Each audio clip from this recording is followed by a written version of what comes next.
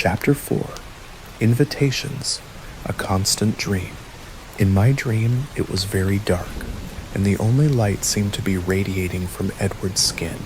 I couldn't see his face, just his back as he walked away from me, leaving me in the blackness. No matter how fast I ran, I couldn't catch up to him. No matter how loud I called, he never turned. The dream was a gentle puzzle, and I woke in the middle of the night, feeling a soft curiosity. After that, he was in my dreams nearly every night, but always on the periphery, never quite within reach. The month that followed the accident was a quiet, tense time, and at first a little strange. I found myself the center of a quiet attention for the rest of that week. Tyler Crowley was a constant, quiet presence, obsessed with making amends. I tried to convince him that what I wanted more than anything else was for him to simply forget about it, but he remained insistent. He followed me between classes and sat at our now crowded lunch table. No one seemed concerned about Edward, though I explained over and over that he was the one who had helped me. I tried to be convincing, but everyone else always commented that they hadn't even seen him until the van was pulled away. I wondered to myself why no one else had seen him standing so far away before he was suddenly, impossibly saving my life. With a quiet sense of curiosity, I realized the probable cause. No one else was as aware of Edward as I always was. No one else watched him the way I did. He was never surrounded by curious bystanders. People avoided him as usual. The Cullens and the Hales sat at the same table, not eating, talking only among themselves. None of them, especially Edward, glanced my way anymore. When he sat next to me in class, as far from me as the table would allow, he seemed totally unaware of my presence. Only now and then, when his fists would suddenly ball up and his skin would stretch even wider over the bones, did I wonder if he wasn't quite as oblivious as he appeared. He wished he hadn't pulled me from the path of Tyler's van. There was no other gentle conclusion I could come to. I wanted very much to talk to him, and the day after the accident, I tried. The last time I'd seen him, outside the ER, we'd both been so quiet with our anger. I was still a little frustrated that he wouldn't trust me with the truth, even though I was keeping my part of the bargain flawlessly. But he had in fact saved my life, no matter how he'd done it. And overnight, the heat of my anger faded into a quiet, beautiful gratitude. He was already seated when I got to biology. Looking straight ahead, I sat down expecting him to turn toward me. He showed no sign that he realized I was there. "Hello, Edward," I said pleasantly, to show him I was going to behave myself. He turned his head a fraction toward me without meeting my gaze, nodded once, and then looked the other way. And that was the last quiet contact I'd had with him. Though he was there, a foot away from me, every day, I watched him sometimes, unable to stop myself from a distance, though in the cafeteria or parking lot. I watched as his golden eyes grew perceptibly darker, day by day. But in class, I gave no more notice that he existed than he showed toward me. I was simply quiet and content with my own thoughts, and the dreams continued. The spring dance, the snow washed away for good after that one dangerously icy day. The rain continued heavily, though, and the weeks passed in a calming gray rhythm. Jessica made me aware of another event looming on the horizon. She called the first Tuesday of March to ask my permission to invite Mike to the Girls' Choice Spring Dance. "Are you sure you don't mind? You weren't planning to ask him?" she persisted. "No, Jess, I'm not going," I assured her. I knew that dancing was outside my range of abilities. "It will be really fun." Her attempt to convince me was half-hearted. I suspected that Jessica enjoyed my inexplicable quiet popularity more than my actual company. "You have fun with Mike," I encouraged. The next day, I was surprised that Jessica wasn't her usual gushing self. She was silent as she walked by my side between classes, and I was a little nervous to ask her why. My fears were strengthened during lunch, when Jessica sat as far from Mike as possible, chatting animatedly with Eric. Mike was unusually quiet. He was still quiet as he walked me to class, the uncomfortable look on his face, a soft, telling sign. As always, I was aware of Edward sitting close enough to touch, yet as distant as if he were merely an invention of my imagination.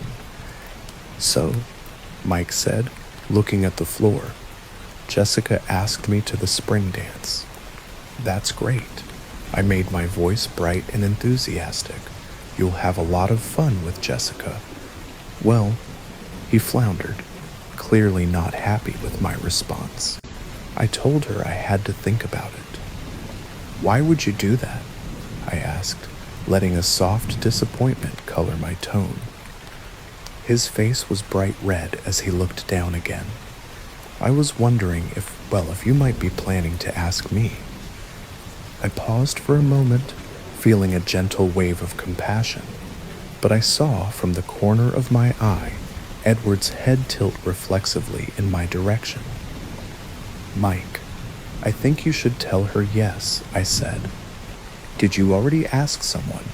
Did Edward notice how Mike's eyes flickered in his direction? "No," I assured him. "I'm not going to the dance at all." "Why not?" Mike asked, a soft sense of demand in his voice. I didn't want to get into the safety hazards that dancing presented, so I quickly made new plans. "I'm going to Seattle that Saturday," I explained. The idea suddenly felt perfect, a peaceful escape. "Can't you go some other weekend?" "Sorry? No," I said, "so you shouldn't make Jess wait any longer. It's not very kind." "Yeah, you're right," he mumbled and turned, dejected, to walk back to his seat. I closed my eyes and pressed my fingers to my temples, trying to push the compassion out of my head. Mr. Banner began talking. I sighed and opened my eyes, and Edward was staring at me curiously, that same familiar edge of frustration, even more distinct now in his dark liquid eyes. I stared back, surprised, expecting him to look quickly away, but instead he continued to gaze with probing intensity into my eyes. There was no question of me looking away. My hands started to feel a soft, gentle tremor. "Mr. Cullen?" the teacher called, seeking the answer to a question that I hadn't heard. "The Krebs cycle," Edward answered, seeming reluctant as he turned to look at Mr. Banner. I looked down at my book as soon as his eyes released me, trying to find my place. I was a little clumsy, and I shifted my hair over my right shoulder to hide my face. I couldn't believe the rush of quiet emotion pulsing through me, just because he'd happened to look at me for the first time in a half-dozen weeks. I couldn't allow him to have this level of influence over me. It was a sweet, gentle kind of mystery. I tried very hard not to be aware of him for the rest of the hour, and since that was impossible, at least not to let him know that I was aware of him. When the bell rang at last, I turned my back to him to gather my things, expecting him to leave immediately as usual. "Bella?" His voice was a soft, familiar sound, as if I'd known it all my life. I turned slowly, a little unwillingly. I didn't want to feel what I knew I would feel when I looked at his too perfect face. My expression was careful when I finally turned to him. His expression was unreadable. He didn't say anything. "What? Are you speaking to me again?" I finally asked, a soft, unintentional note of weariness in my voice. His lips twitched, fighting a smile. "No, not really," he admitted softly. I closed my eyes and inhaled slowly through my nose, aware that I was quietly gritting my teeth. He waited patiently. "Then what do you want, Edward?" I asked, keeping my eyes closed. It was easier to talk to him coherently that way. I'm sorry, he sounded sincere. I'm being very rude, I know, but it's better this way, really. I opened my eyes. His face was very serious. Ilesh arikolta. I don't know what you mean, I said, my voice gentle and guarded. It's better if we're not friends, he explained. Trust me. My eyes narrowed. I'd heard that before. It's too bad you didn't figure that out earlier, I said in a soft, low voice. You could have saved yourself all this regret. Regret? The word and my tone obviously caught him off guard. Regret for what? For not just letting that stupid van squish me. He was astonished. He stared at me in quiet disbelief. When he finally spoke, he almost sounded a little sad. You think I regret saving your life? I know you do, I said softly. You don't know anything. He was definitely feeling some strong emotion. I turned my head gently away from him, clenching my jaw against all the wild accusations I wanted to let go of. I gathered my books together, then stood and walked to the door. I meant to walk gracefully out of the room, but of course I caught the toe of my boot on the door jamb and dropped my books. I stood there for a moment, thinking about leaving them. Then I sighed and bent to pick them up. He was there. He'd already stacked them into a pile. He handed them to me, his face a still, careful mask. Thank you, I said, a little icily. His eyes narrowed. You're welcome, he retorted. I straightened up swiftly, turned away from him again, and walked to Jim without looking back, my head full of quiet thoughts. Gym was a slow, clumsy dance. We'd moved on to basketball. My team never passed me the ball, which was good, but I fell down a lot. I was a little worse than usual because my head was so filled with Edward. I tried to concentrate on my feet, but he kept creeping back into my thoughts, just when I really needed my balance. It was a relief, as always, to leave. I almost ran to the truck. The truck had suffered only minimal damage in the accident. Tyler's parents had to sell their van for parts. I felt a small flutter of surprise when I rounded the corner and saw a tall, dark figure leaning against the side of my truck. Then I realized it was just Eric. I started walking again. Hey, Eric, I called. Hi, Bella. What's up? I said as I was unlocking the door. I wasn't paying attention to the uncomfortable edge in his voice, so his next words took me by surprise. I was just wondering if you would go to the spring dance with me. His voice broke on the last word, a quiet, vulnerable sound in the misty afternoon. I thought it was girl's choice, I said, a little startled. Bedok. Well, yeah, Eric admitted softly. But I recovered my composure and tried to make my smile warm. Thank you for asking me, but I'm going to be in Seattle that day. Oh, he said. Well, maybe next time. Sure, I agreed, and then bit my lip. He slouched off, back toward the school. I heard a low, soft chuckle. Edward was walking past the front of my truck, looking straight forward, his lips pressed together. I pulled the door open and jumped inside, closing it gently behind me. I revved the engine, a soft rumble, and backed out into the aisle. Edward was in his car already, 2 spaces down, sliding out smoothly in front of me, cutting me off. He stopped there to wait for his family. I could see the 4 of them walking this way, but they were still by the cafeteria. While I was sitting there, looking everywhere but at the car in front of me, I heard a quiet tap on my passenger side window.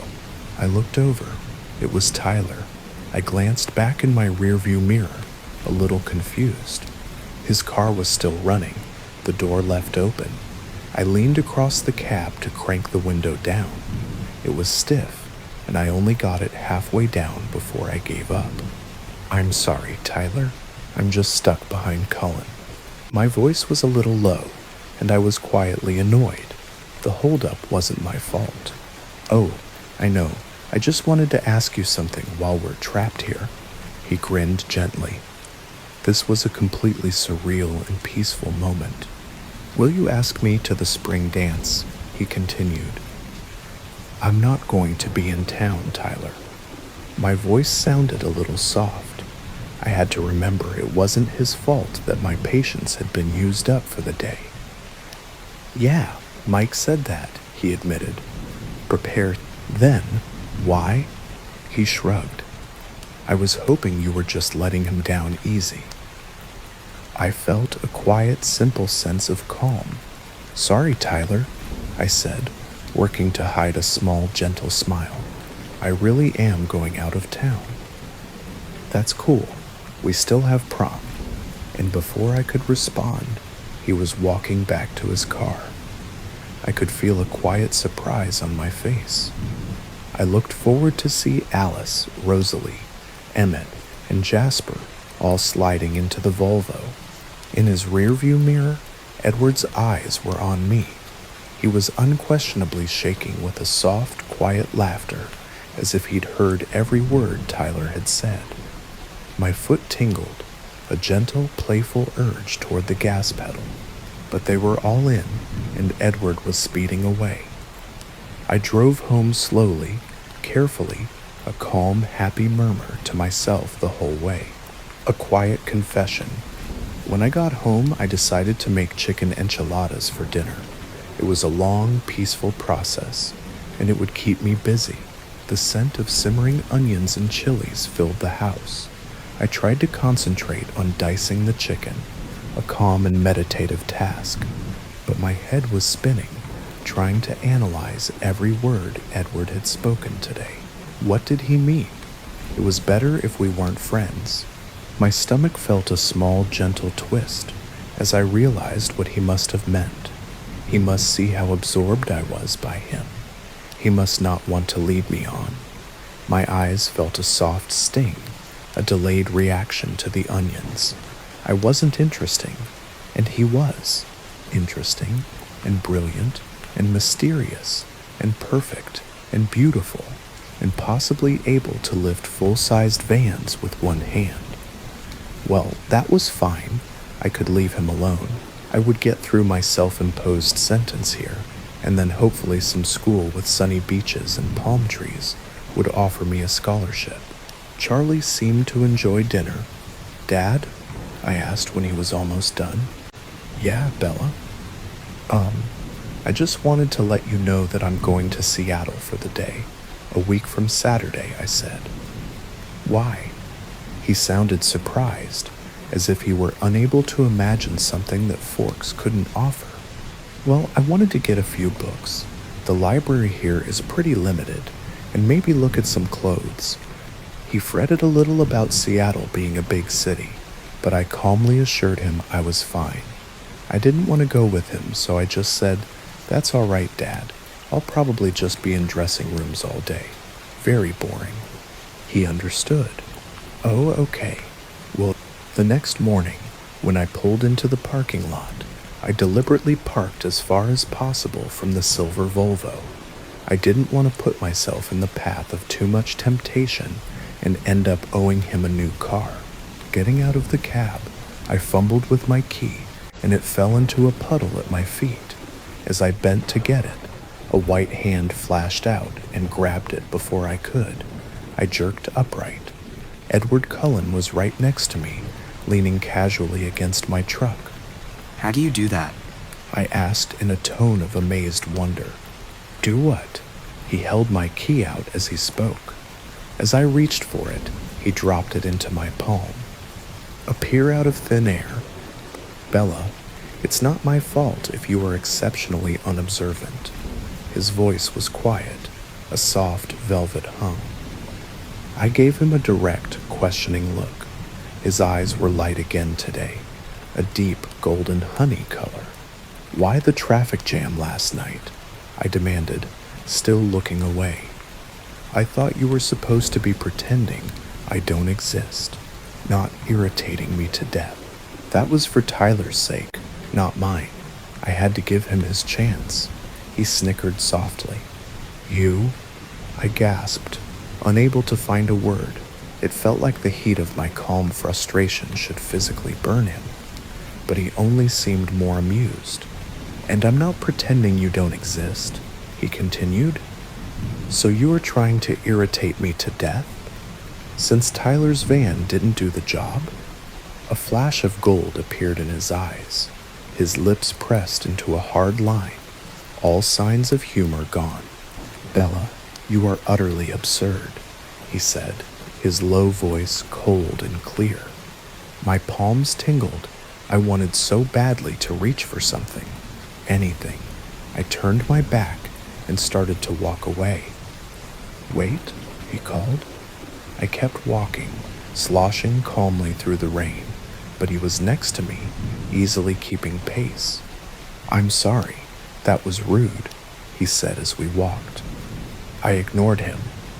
I'm not saying it isn't true, he continued, but it was rude to say it anyway. Why won't you leave me alone? I grumbled. I wanted to ask you something, but you sidetracked me. He chuckled. He seemed to have recovered his good humor. Do you have a multiple personality disorder? I asked softly. You're doing it again. I sighed. Fine then. What do you want to ask? I was wondering if, a week from Saturday, the day of the spring dance, are you trying to be funny? I interrupted him, wheeling toward him. My face got drenched as I looked up at his expression. His eyes were wickedly amused. Will you please allow me to finish? I bit my lip and clasped my hands together, interlocking my fingers, a way to keep myself calm. I heard you say you were going to Seattle that day, and I was wondering if you wanted a ride. That was unexpected. What? I wasn't sure what he was getting at. Do you want to ride to Seattle? With who? I asked, mystified. Myself, obviously. He enunciated every syllable as if he were talking to someone with a mind in a calm, beautiful haze. I was still stunned. Why? Well, I was planning to go to Seattle in the next few weeks, and to be honest, I'm not sure if your truck can make it. My truck works just fine. Thank you very much for your concern. I started to walk again, but I was too surprised to maintain the same level of calm frustration. But can your truck make it there on one tank of gas? He matched my pace again. I don't see how that is any of your business. I thought of his stupid, shiny Volvo. The wasting of finite resources is everyone's business. Honestly, Edward, I felt a soft thrill go through me as I said his name, and I loved it. I can't keep up with you. I thought you didn't want to be my friend. I said it would be better if we weren't friends. Not that I didn't want to be. Oh, thanks. Now that's all cleared up. I realized I had stopped walking again. We were under the shelter of the cafeteria roof now, so I could more easily look at his face, which certainly didn't help my clarity of thought. It would be more prudent for you not to be my friend, he explained, but I'm tired of trying to stay away from you, Bella. His eyes were gloriously intense as he uttered that last sentence, his voice a soft, beautiful rumble. I couldn't remember how to breathe. Will you go with me to Seattle? He asked, still intense. I couldn't speak yet, so I just nodded, a small and quiet sense of acceptance spreading through me. He smiled briefly, and then his face became serious. You really should stay away from me, he warned. I'll see you in class. He turned abruptly and walked back the way we'd come, leaving me standing alone, but not lonely.